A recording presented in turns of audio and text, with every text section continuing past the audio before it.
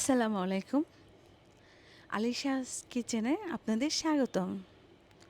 এই গরমে টক ঝাল মিষ্টির দারুণ একটি রিফ্রেশিং ড্রিঙ্কস নিয়ে আপনাদের মাঝে হাজির হলাম।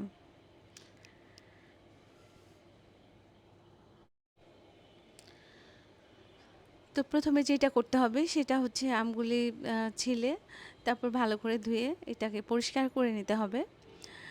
পরিষ্কার করে নেওয়ার পরে তারপর এটা মাঝখান থেকে ২ ভাগ করে আমের বিচিটা ফেলে দিতে হবে। এখানে যদি আমি ছোট করে টুকরা করে কাটতাম তাহলে আমার আমগুলির সাইজ হতো প্রায় ২ কাপের সমান মেজারমেন্ট কাপের।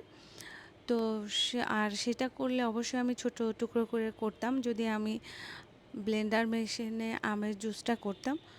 এখানে আমি ১ টেবিল চামচ ধনিয়া পাতা দিয়েছি, ২ টেবিল চামচ পুদিনা পাতা দিয়েছি।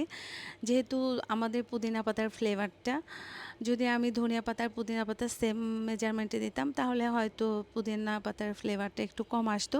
এজন্য যখনই জুস বানাবেন তখন অবশ্যই ফ্রেশ পুদিনা পাতা নিবেন আর ধনিয়া পাতাটা তার অর্ধেক পরিমাণের দিবেন।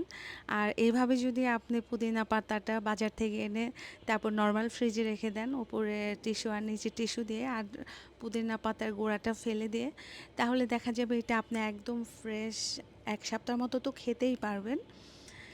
তারপর মাঝে মধ্যে আপনার টিস্যুটা ভিজে গেলে সেটা ঘেমে ভিজে গেলে সেটা ফেলে দিবেন। তো এখানে আমি একটা কাঁচামরিচ দিয়েছি, এটা ঝাল কম সেজন্য।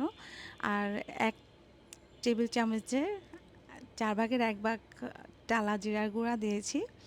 আর এখানে আমি পিঙ্ক সল্ট দিয়েছি, চাইলে আপনি লবণ দিতে পারেন। আর এখানে বিট লবণ যেটা আপনাকে দিতেই হবে। আর আমি চিনির বদলে এখানে জেরক্স সুগার দিয়েছি। যেহেতু চিনি একটু কম অ্যাভয়েড করি, আবার অনেক কিছু বানাইলে তখন চিনি দিতেই হয়।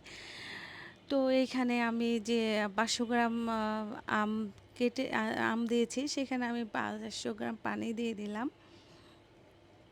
তো এই কাপের ২ কাপ আমি পানি দিয়েছি। তো অ্যাকচুয়ালি ঘনত্বটা আপনি আপনার পরিমাণ মতো দিবেন।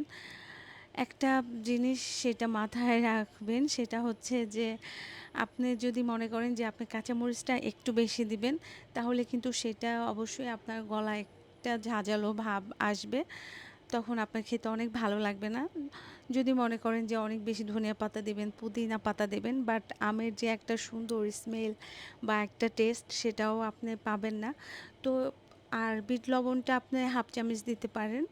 আর লবণটা আপনি ১ চামচ দিতে পারেন। আর চিনিটা আপনি ২ টেবিল চামচ বা তার বেশি দিতে পারেন। আর বাসায় কেউ মানে কারো যদি ডায়াবেটিকস থাকে তাহলে অবশ্যই সেটা এভয়েড করে আপনি সেখানে সুগার দিতে পারেন। আর আইস কিন্তু মাস্ট। আপনাকে যেকোনো জুসের কিন্তু মেইন রিফ্রেশিং যে ভাবটা সেটা কিন্তু আপনার আইসেই এনে দেবে। তো ভুলেও এটা স্কিপ করা যাবে না। আর অনেক কিছু দিলেই যে অনেক বেশি মজা হবে ব্যাপারটা কিন্তু তা না।